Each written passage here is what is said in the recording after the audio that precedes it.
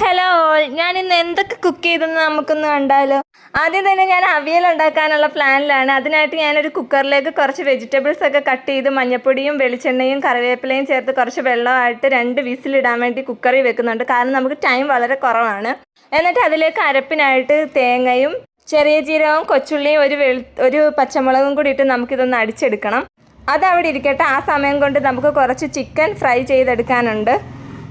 അതിനായിട്ട് അതിലേക്ക് കുറച്ച് മഞ്ഞൾപ്പൊടി, മല്ലിപ്പൊടി, മുളക് പൊടി, ജിഞ്ചർ ഗാർലിക് പേസ്റ്റ്, ജീരകപ്പൊടി, കുറച്ച് വിനാഗിരിയും കോൺഫ്ലോറും ചേർത്തിട്ട് നമുക്ക് നന്നായിട്ടൊന്ന് മിക്സ് ചെയ്ത് മാറ്റി വെക്കാം. നിങ്ങൾക്കൊരു കാര്യം അറിയാം, ഞാൻ ഈ വീഡിയോ അപ്ലോഡ് ചെയ്യുമ്പോൾ എൻ്റെ സബ്സ്ക്രൈബേഴ്സ് വെറും 35 നാട്ടിലെ പ്രധാന ഇൻട്രോവേർട്ടായ ഞാനൊരു യൂട്യൂബ് ചാനൽ ആരും അറിയാതെ തുടങ്ങിയതാണ്. എനിക്ക് നിങ്ങളുടെയൊക്കെ സപ്പോർട്ട് ഉണ്ടെങ്കിൽ ഇനിയും ഒരുപാട് മുന്നോട്ട് പോകാൻ പറ്റും. അതുകൊണ്ട് വീഡിയോ കാണുന്നവരൊക്കെ ഒന്ന് ലൈക്ക് ചെയ്ത് സബ്സ്ക്രൈബ് ചെയ്ത് സപ്പോർട്ട് ചെയ്യണേ. അപ്പോൾ നമ്മുടെ ചിക്കനെ എടുത്ത് ഫ്രൈ ചെയ്യാനായിട്ട് എണ്ണ ചൂടായപ്പോൾ ഇട്ട് കൊടുക്കുന്നുണ്ട്. ഇവിടെ കിടന്ന് ഫ്രൈ ആവുന്ന സമയത്ത് നമുക്ക് അവിയലിൻ്റെ കാര്യങ്ങൾ നോക്കാം. കുറച്ച് കറിവേപ്പിലയും കൂടെ ഒക്കെ ഞാൻ ഇട്ട് കൊടുക്കുന്നുണ്ട്.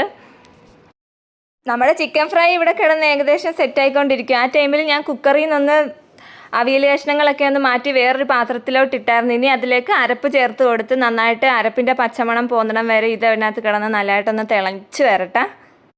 നമ്മുടെ ചിക്കൻ ഫ്രൈ അവിയലും ഒക്കെ ഏകദേശം ഇവിടെ റെഡിയായി വന്നിട്ടുണ്ട്. എനിക്ക് ഇന്നും എൻ്റെ ഉമ്മിക്ക് കിച്ചണിൽ നിന്നൊരു റെസ്റ്റ് കൊടുക്കാൻ പറ്റി. അപ്പോൾ നിങ്ങളും ട്രൈ ചെയ്ത് നോക്കുക. ബൈ.